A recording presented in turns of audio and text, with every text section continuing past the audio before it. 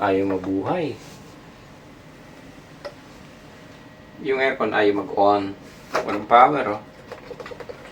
Pero alam nyo bang kaya itong paandarin? Gamit lang yung everyday battery na 9 volts. Eto. Panoorin yung gagawin nating magic. Ayan. So ito yung aircon na ayaw mag-on ang power.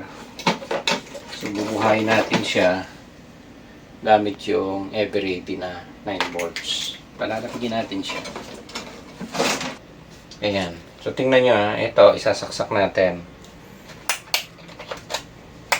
Yan. Ayaw mabuhay oh. Okay. So, gagamitan natin ng 9 volts na battery. Ayan. So, gagamit tayo ng 9 volts battery. Kung mapapansin nyo, ayaw mabuhay. Ayan. Ayaw mag-on. Ayan. Lock muna natin. Kukunin lang natin yung negative. Ito. Then, yung positive. Dito. I-clip natin siya. Then, yung capacitor. Ito positive.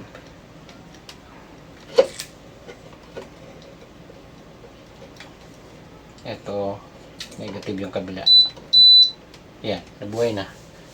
Then, on natin yung power. Yun, buhay ng power, oh. 19 degree. So, antayin natin umandar ngayon yung compressor.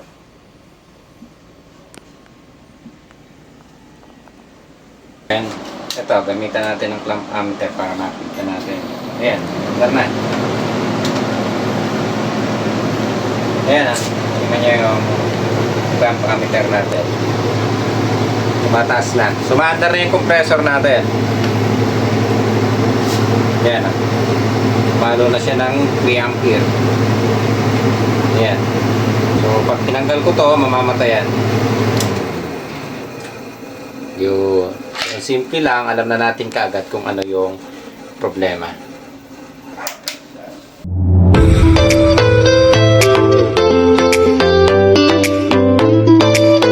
Good day mga katek.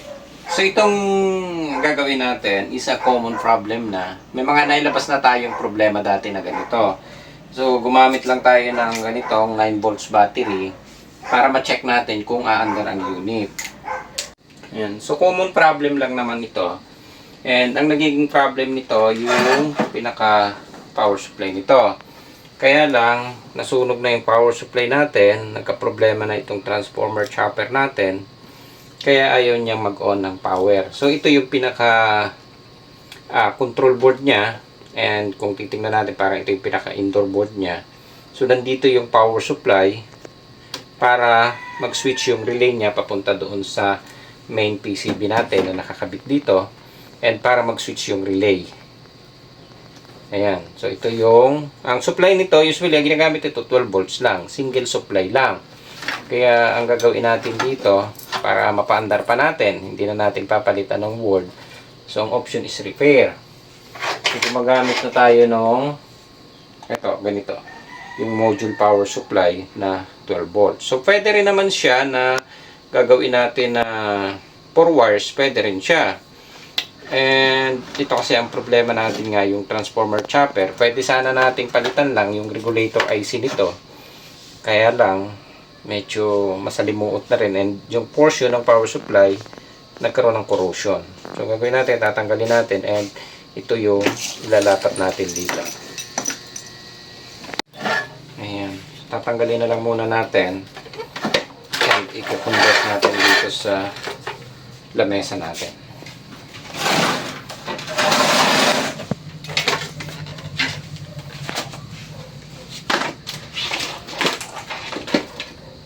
Ito yung board natin, and kung makikita nyo, yung power supply nya, ito yan, ito yung section ng power supply nya. Kaya lang naging problema natin dito, nawalan siya ng power dahil yung itong section na ito is kung mapapansin nyo, parang nabasa siya o nagkaroon ng corrosion. So nangyari, bumigay ito regulator and nasira itong pinaka transformer chopper na to.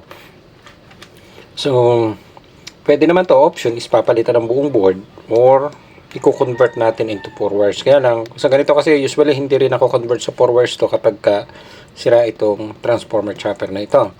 So ang gagawin natin, tatanggalin natin itong part na to, itong chopper, itong regulator, and ang paanda rin lang natin, gagamitan natin itong hiwalay na power supply. So marami na naman tayong ginawa na ganito dati. Ayan, kumbaga review na lang to. Naituro na natin to. May mga na-vlog na tayo na ganito dati. So ito, madali naman siya makita kasi 12 volts lang siya. So makikita nyo, meron lang siyang capacitor dito. Andito yung diode. At ang importante lang, magkaroon siya ng supply na 12 volts dito. Kaya lang, yung 220 kasi natin, ayan, ito pa rin yan. Kaya may dalawang fuse siya na makikita kayo dito.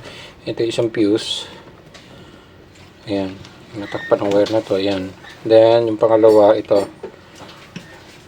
Ayan. So, ang gagawin natin ngayon, babaklasin ko to at ikakabit natin tong power supply.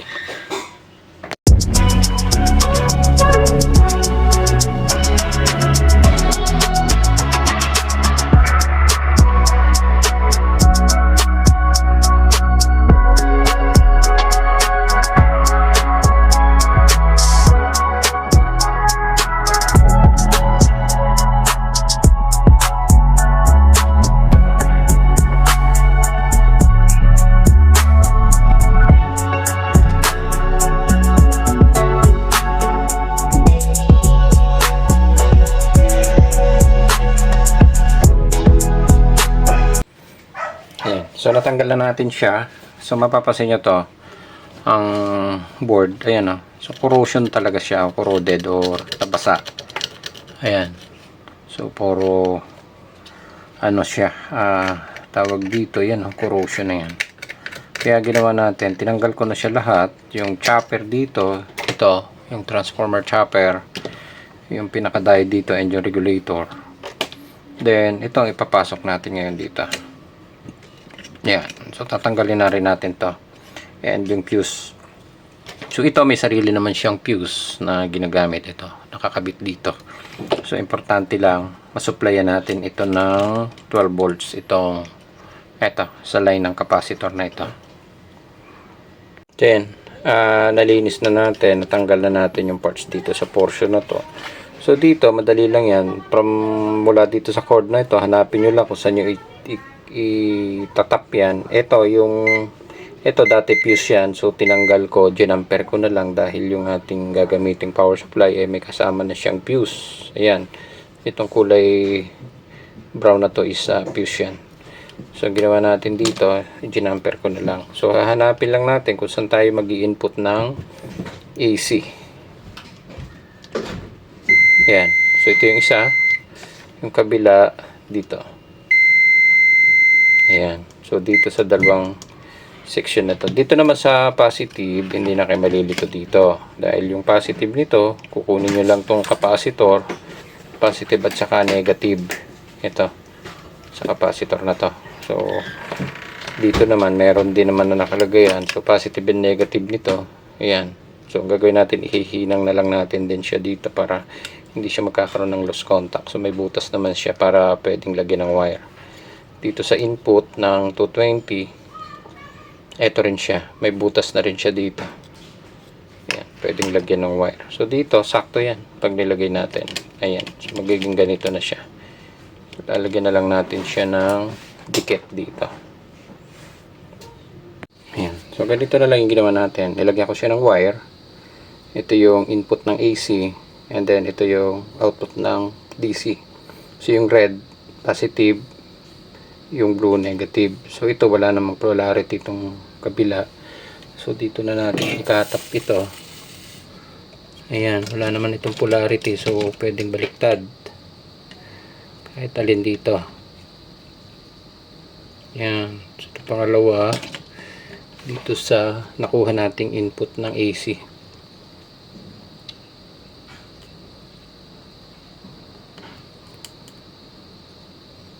Ayan, okay na yan. Then, dito sa negative, ito yung nakita nating negative na pwedeng pagkabitan. Tingnan natin sa likod muna. Ito. So, ito yung negative part ng capacitor. So, dito natin siya itatap. So, pag binaliktad natin, ito yan. Yun. So, doon natin lalagay yung kulay blue. Negative. Tama ba? Okay. Ito.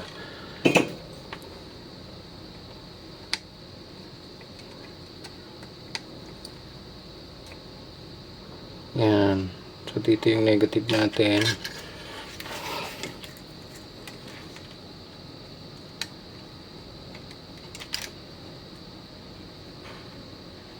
Then, yung positive, ito yung diode eh. So, pwede nyo na itap yan dito. So, hindi ko na lang tinanggal yung diode. So, direkta na natin. Hindi na natin gagamitin itong diode na to. Yan. So, dito lang natin itatap itong positive.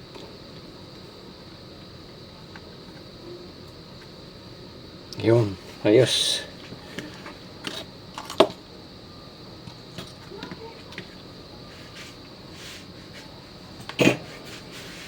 So, ayan. And, ito. So, ilalagay na lang natin ng dikit. And, lalagyan natin ng plastic na sapin doon sa ilalim para hindi dumikit dito sa part na ito. So, ganito na lang siya. Ayan. So, assemble natin ulit. Ayan. So, okay na. Nakakabit na siya. Ito na yung power supply natin. And, ito yung pagkakabitan natin. So, ganito na lang to.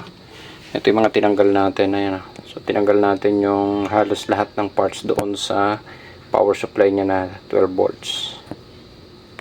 Ito na lang yung gagamitin natin na pang pinaka-spacer para hindi siya dumikit dun sa ating board. Ayan. So, takip ng microwavable. Ayan. So, gumapit na lang tayo nito. And, ito yung gagamitin natin dito.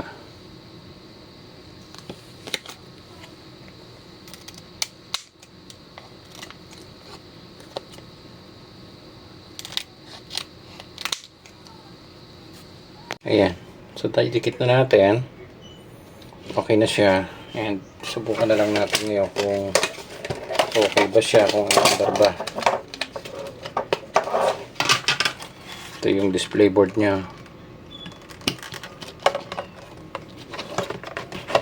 Ayan. So, pwede na natin i-on. Ayan. So, mapapansin nyo may light indicator din. Ayan. So, naglabas na ng E4 kasi hindi nakakabit yung mga sensor natin. So, ito. Kakabit ko lang yung sensor. Para mawala yung pinaka-error na E4. Ito.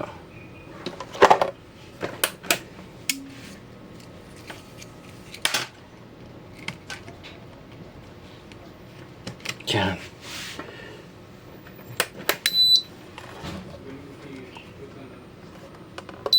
Yan. Okay. So, okay na siya. Ito na. Ayan. Meron nang lumabas na 18 degree. So, ito, yung power supply niya. So, tingnan nyo yung supply niya. Ano lang to? Usually 12 volts. Yan. Kaya mapapansin nyo kanina, gumamit lang ako nung battery. Ito, yung everyday na 9 volts. So, kaya siyang paanda rin kasi ang susuplayan lang naman niya is itong isang relay dito. At saka itong isang relay nito. Para mag-switch para do sa outdoor. Then, ito, so ginamit natin kasi ang 9 volts kaya niyang mag-switch ng relay. Huwag lang bababa na sa 9 or 7 kasi baka hindi niya na kayang i-drive o paanda rin yung relay o i-switch yung relay. So, kailangan, ito kasi ang supply niyan nasa 12 volts yun dito. Ito yan eh.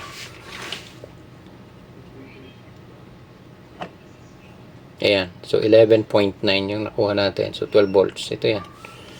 And, ayan. Okay na. Ito na siya. So, madali lang siyang gawin. Kaya, magtataka kayo. Hindi ho yun magic. Kasi, ang ginamit lang natin na pang-on kanina ng relay para mag-on ang system is yung 9 volts na battery natin. So, ang importante lang may on natin. So, isang supply lang naman yan. Makikita nyo, isang out lang yan. Kaya, dalawang wire lang yung ginamit natin.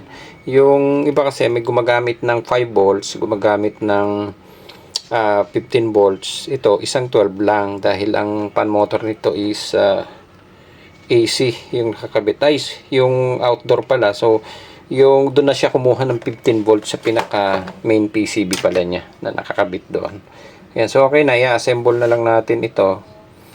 And susubukan natin paandarin. Ayan, okay na naman to. Kung magtutuloy-tuloy na siya ng andar.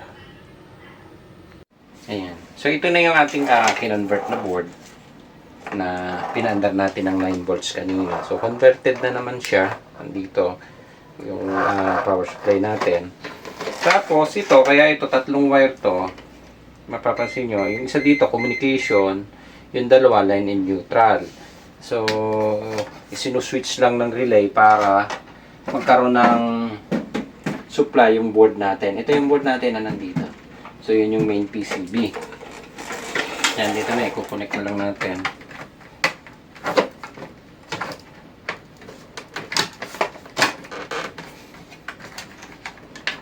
Ayan, okay na. Then,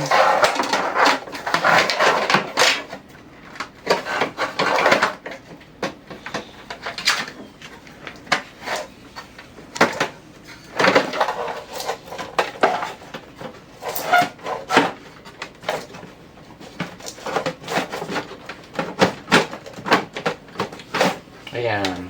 So, okay na. Ito na yung sensor natin. Connect na rin natin siya dito. Yun. Then yung temp sensor. So, paandarin na natin.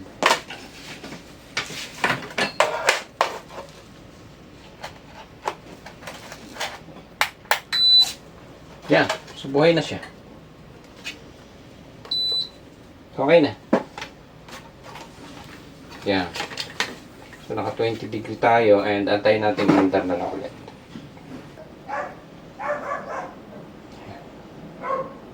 Ayan. So, okay na siya. Umaandar na yung unit natin.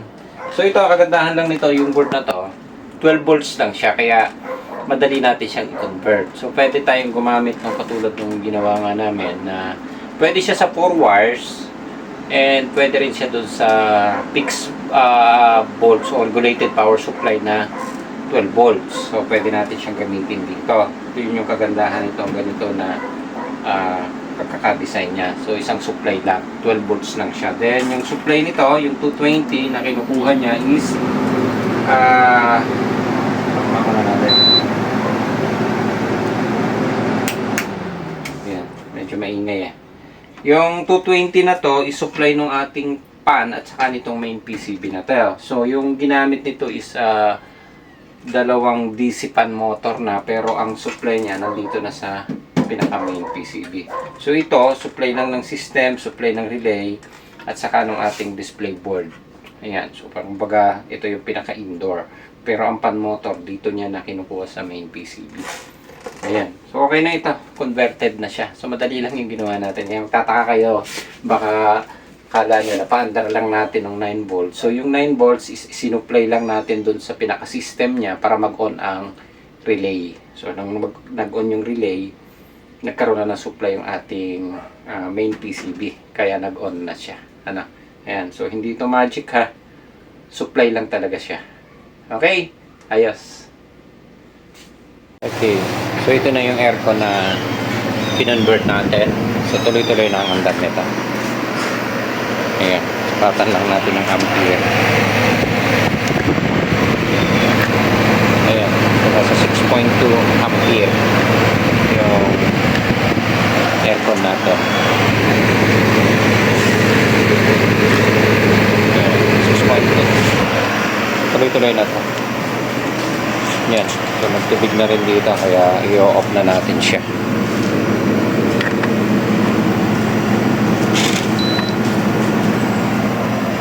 Yun. Okay na.